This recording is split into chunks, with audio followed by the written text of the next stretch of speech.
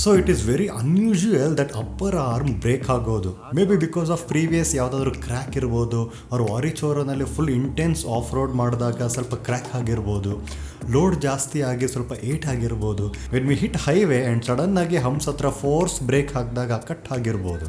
V don't know, but for safer side it happened at the humps and everyone was safe. ನಾವು ಅಷ್ಟೊಂದು high ಸ್ಪೀಡಲ್ಲಿ ಇರಲಿಲ್ಲ, so thanks to God. So ನಾನು immediate Isuzu Bangalore ಶೋರೂಮ್ಗೆ phone ಮಾಡಿ enquiry ಮಾಡಿದಾಗ nearby weld ಮಾಡಿಸಿ use ಮಾಡ್ಬೋದು, ಆನ್ ದ ವೇ ಎಲ್ಲಾದರೂ ಇಸುಜು ಶೋರೂಮಲ್ಲಿ ಹೊಸದು ಹಾಕಿಸ್ಕೊಂಡು ರಿಟರ್ನ್ ಬರ್ಬೋದು ಅಂತ ಸಜೆಸ್ಟ್ ಮಾಡಿದ್ರು. ಅಲ್ಲೇ ನಿಯರ್ ಬೈ ಒಂದು ಗ್ಯಾರೇಜ್ ಸಿಕ್ತು. ಹುಡುಗರಿಗೆ ಸಿಚುವೇಶನಲ್ಲಿ ಎಕ್ಸ್ಪ್ಲೈನ್ ಮಾಡಿ ಕೊನೆಗೆ ರಿಪೇರ್ ಮಾಡೋಕ್ಕೆ ಸ್ಟಾರ್ಟ್ ಮಾಡಿದ್ರು.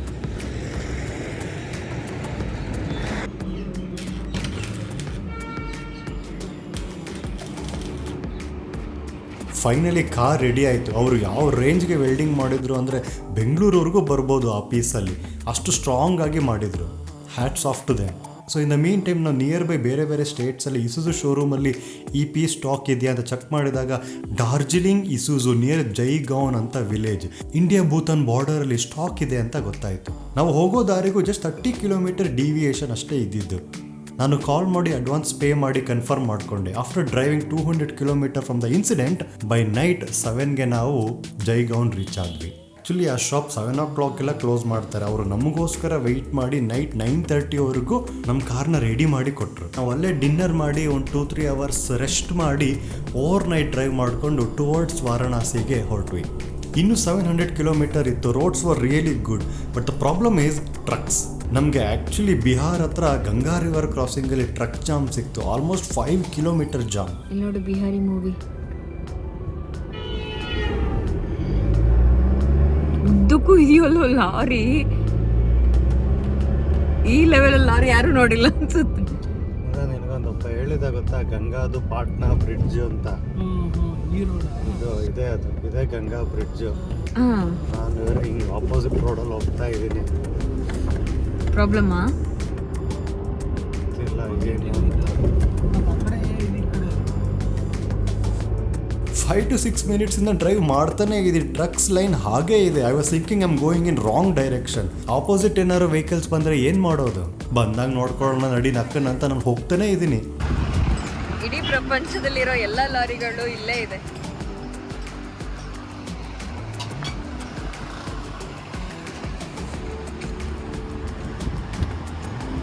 Finally at the other end ಲಕ್ಕಿಯಾಗಿ ಎಸ್ಕೇಪ್ ಆದ್ವಿ. ಇಲ್ಲ ಅಂದಿದ್ರೆ ಫುಲ್ ವೆಯ್ಟ್ ಮಾಡಬೇಕಿತ್ತು. ಅದರ್ವೈಸ್ 150 ಕಿಲೋಮೀಟರ್ ಆಲ್ಟರ್ನೇಟಿವ್ ರೋಡ್ ಮಾಡ್ಕೊಂಡು ಬರಬೇಕಿತ್ತು ನಾವು. That is one of the horrible drive for us. ಕೊನೆಗೂ ಬೈ ನೈಟ್ 9 o'clock ನಾವು ವಾರಣಾಸಿ ರೀಚ್ ಆದ್ವಿ. ಆ್ಯಕ್ಚುಲಿ ಆಫ್ಟರ್ನೂನ್ 1 o'clock ರೀಚ್ ಆಗಬೇಕೆ, ಬಿಕಾಸ್ ಕಾರ್ ಬ್ರೇಕ್ ಡೌನ್ ಆಗಿದ್ದರಿಂದ ನಮ್ಗೆ ಆಲ್ಮೋಸ್ಟ್ ನೈಟ್ ಬಂದು ರೀಚ್ ಆದ್ವಿ ನಾವು. ಸೊ ಈವ್ನಿಂಗ್ ಗಂಗಾ ಆರತಿ ನಮಗೆ ಮಿಸ್ ಆಯಿತು. But no worries, early morning 5 o'clock Ganga Aarti ನೋಡೋ ಅಂಥ ಚಾನ್ಸ್ ನಮಗೆ ಸಿಕ್ತು.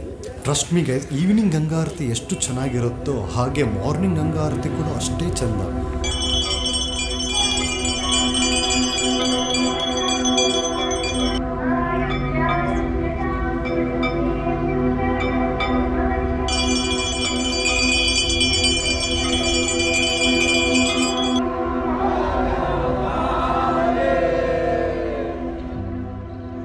ಗಂಗಾ ಆರತಿ ನೋಡಿ ನಾವು ಅಲ್ಲಿಂದ ಕಾಶಿ ವಿಶ್ವನಾಥ್ ಟೆಂಪಲ್ಗೆ ಹೋಗೋಣ ಅಂತ ಲೋಕಲ್ ಬೋಟ್ ರೈಡಲ್ಲೇ ಹೊರಟು.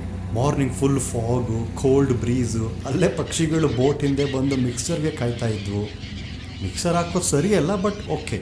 ಅಲ್ಲಿ ಇರೋ ಎಲ್ಲ ಘಾಟ್ಸನ್ನು ನೋಡೋಕ್ಕೆ boat ride is the best thing to do in Varanasi.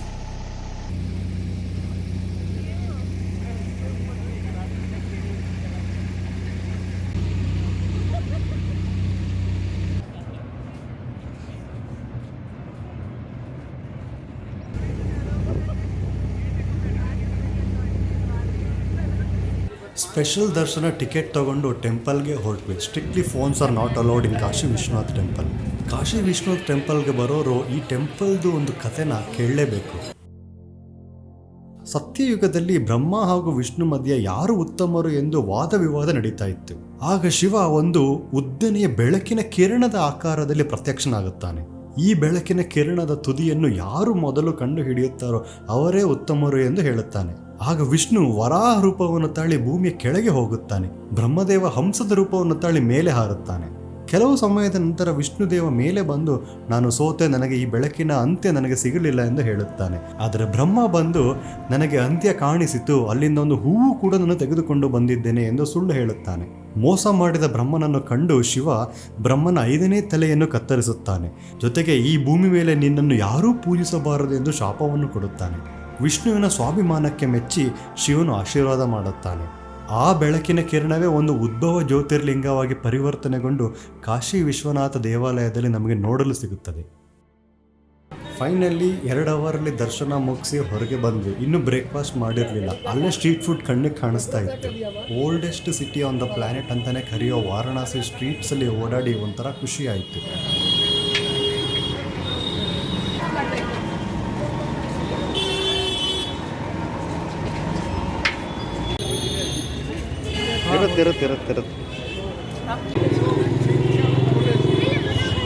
Street foods var really awesome.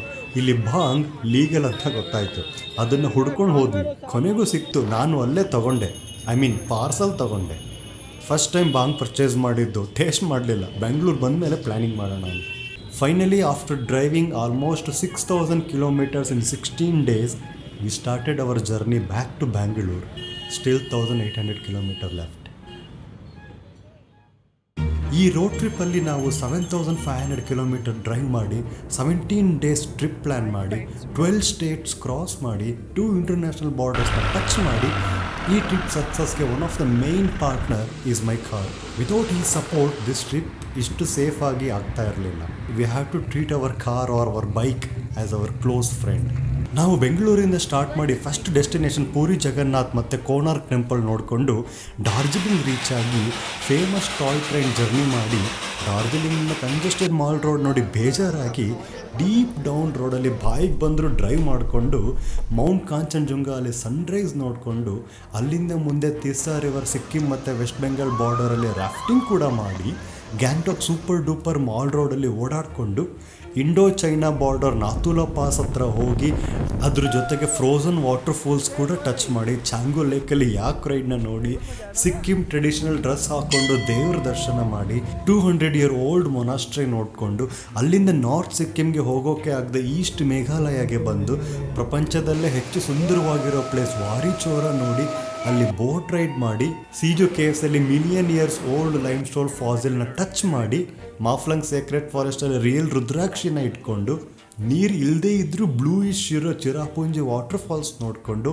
ನೊಕಾಲೆಕ water falls ನೋಡಿ ಮತ್ತೆ ಟ್ರಾಜಿಕ್ ಸ್ಟೋರಿ ಕೇಳಿ ಬೇಜಾರಾಗಿ next day world famous double decker living ಡೂರ್ ಬ್ರಿಡ್ಜ್ ಟ್ರೆಕ್ಕಿಂಗ್ ಮಾಡಿ ನ್ಯಾಚುರಲ್ ಬ್ಲೂ ಲಗೂನ್ನಲ್ಲಿ ಸ್ವಿಮ್ಮಿಂಗ್ ಕೂಡ ಮಾಡಿ ಏಷ್ಯಾಸ್ ಕ್ಲೀನೆಸ್ಟ್ ವಿಲೇಜ್ ಮಾಲಿಂಗ್ನಾನಲ್ಲಿ ವಾಕಿಂಗ್ ಮಾಡಿ ಇಂಡಿಯಾ ಬಾಂಗ್ಲಾ ಬಾರ್ಡರ್ ಡಾಕಿನಲ್ಲಿ ಕ್ರಿಸ್ಟಲ್ ಕ್ಲಿಯರ್ ಒಮ್ಗೋಟ್ ನದಿನಲ್ಲಿ ಜಂಪಿಂಗ್ ಕೂಡ ಮಾಡಿ ನಾವು ಅದ್ರ ಪಕ್ಕನೆ ಕ್ಯಾಂಪಿಂಗ್ ಕೂಡ ಮಾಡಿ ನ್ಯೂ ಇಯರ್ ನೈಟ್ ಎಲ್ಲ ಸೆಲೆಬ್ರೇಷನ್ ಮಾಡಿ ಯಾರೋ ಸ್ಟ್ರೇಂಜರ್ಸ್ ಜೊತೆ ಹಾಡೆಲ್ಲ ಆಡ್ಕೊಂಡು ಶಿಲಾಂಗ್ ಪೊಲೀಸ್ ಬಜಾರಲ್ಲಿ ಶಾಪಿಂಗ್ ಎಲ್ಲ ಮಾಡಿ ಗುವಾಹಟಿ ಮಾ ಕಾಮಾಖ್ಯ ದರ್ಶನ ಮಾಡಿ ವಾರಣಾಸಿನಲ್ಲಿ ಗಂಗಾ ಆರತಿನೂ ನೋಡಿಕೊಂಡು ಕಾಶಿ ವಿಶ್ವನಾಥನ ದರ್ಶನ ಮಾಡಿ ಬಾಂಬ್ ತಗೊಳ್ಳೋದ್ರ ಜೊತೆಗೆ ಈ ಟ್ರಿಪ್ ಕಂಪ್ಲೀಟ್ ಆಯಿತು. ಇಷ್ಟೇ ಅಲ್ಲದೆ ಒಡಿಸ್ಸಾ ಅಲ್ಲಿ ಸ್ವೀಟ್ಸು, ಡಾರ್ಜಿಲಿಂಗಲ್ಲಿ ಮೋಮೋಸು, ಗ್ಯಾಂಗ್ಟಾಕಲ್ಲಿ ಮ್ಯಾಗಿ, ಶಿಲಾಂಗಲ್ಲಿ ಪೋರ್ಕ್ ತಿಂದು ಎಲ್ಲ ಥರದ ಲೋಕಲ್ ಫುಡ್ಗಳನ್ನ ಟೇಸ್ಟ್ ಮಾಡಿ ಅದ್ರ ಜೊತೆಗೆ ನಾವು ಕೂಡ ಕುಕ್ಕಿಂಗ್ ಮಾಡಿಕೊಂಡು ಕ್ಯಾಂಪಿಂಗ್ ಹಾಕಿ ಬೆಟ್ಟಗಳ ಮಧ್ಯದಲ್ಲಿ ಕ್ಯಾಂಪ್ ಫೈರ್ ಹಾಕ್ಕೊಂಡು ಪಾರ್ಟಿ ಮಾಡಿ ಲೋಕಲ್ ಫುಡ್ಡಿಂದ ಹೈಫೈ ಫುಡ್ ಕೂಡ ತಿಂದು ಹೈವೇ ರೋಡ್ಸಿಂದ ಸ್ಟಾರ್ಟ್ ಮಾಡಿ forest roads, mountain roads, deadly fog roads, full dusty ಇರೋ ರೋಡ್ಸು, -4 degree ಸ್ನೋ ರೋಡ್ಸ್ವರೆಗೂ ಡ್ರೈವ್ ಮಾಡಿ ಇದೆಲ್ಲದ್ರ ಜೊತೆಗೆ ಗುವಾಹಟಿಲಿ ನಮ್ಮ ಕಾರ್ ಕೆಟ್ಟೋಗಿ ಅದನ್ನು ಅಲ್ಲೇ ಲೋಕಲ್ ಗ್ಯಾರೇಜ್ ಹುಡುಗರು ರೆಡಿ ಮಾಡಿಸ್ಕೊಂಡು 4 hour ಮಿಡ್ನೈಟ್ ಟ್ರಾಫಿಕಲ್ಲಿ ಜಾಮ್ ಆದಾಗ ಲೋಕಲೈಟ್ಸ್ ಅವರು ಬಂದು ನಮಗೆ ಹೆಲ್ಪ್ ಮಾಡಿದ್ದು, ನೆಟ್ವರ್ಕ್ ಮತ್ತು ಕ್ಯಾಶ್ ಇಲ್ಲದೆ ಇದ್ದಾಗ ಒಂದು ಹಳ್ಳಿಲಿ ಅವ್ರ ಹತ್ರನೇ ಹಾಟ್ಸ್ಪಾಟ್ ಇಸ್ಕೊಂಡು ಫೋನ್ಪೇ ಮಾಡಿದ್ದು, ಲೋಕಲ್ ಹುಡುಗರ ಜೊತೆ ಆಟ ಆಡಿದ್ದು, ಇಷ್ಟೆಲ್ಲ ಎಕ್ಸ್ಪೀರಿಯನ್ಸಸ್ ನಾವು ಒಂದು ರೋಡ್ ಟ್ರಿಪ್ಪಲ್ಲಿ ಮಾತ್ರ ಎಂಜಾಯ್ ಮಾಡೋಕ್ಕಾಗೋದು. ನಾವು ಟೇಸ್ಟ್ ಮಾಡಿದ ಎಲ್ಲ ಫುಡ್ ಸೂಪರ್ ಇತ್ತು, ನಾವು ಮೀಟ್ ಮಾಡಿದ ಎಲ್ಲ ಪ್ಲೇಸಸ್ಸು ಬ್ಯೂಟಿಫುಲ್ ಆಗಿತ್ತು, ನಾವು ಮಾತಾಡ್ಸಿದ ಎಲ್ಲ ಜನರು ತುಂಬ ಹೆಲ್ಪ್ಫುಲ್ ಆಗಿದ್ರು. India is really beautiful and being Indian is more beautiful. First ಎಪಿಸೋಡಲ್ಲಿ ನಾನು ಒಂದು road trip or any long trip plan ಮಾಡೋಕೆ 3 things ಆರ್ ಮೇನ್ ಇಂಪಾರ್ಟೆಂಟ್ ಅಂತ ಹೇಳಿದೆ. ಅದರಲ್ಲಿ number 1 is perfect planning and number 2 is packaging ಅಂತ. But number 3 ಏನು ಅಂತ ಹೇಳಿರಲಿಲ್ಲ. I will tell in the end. Third most important thing of any trip is time. That's what driving me crazy to do traveling in this only one life. I made this road trip a perfect execution. I spent more than a month to make the perfect planning, the routing, the accommodation, the packing list, the safety kit and many more. I made these videos to share the information so that someone out there might get inspired to travel, or someone already planning might get some clear picture, or to myself to remember the happy moments of my life when I get old. This is why I travel, and this is Bharat Ramanna's road trip.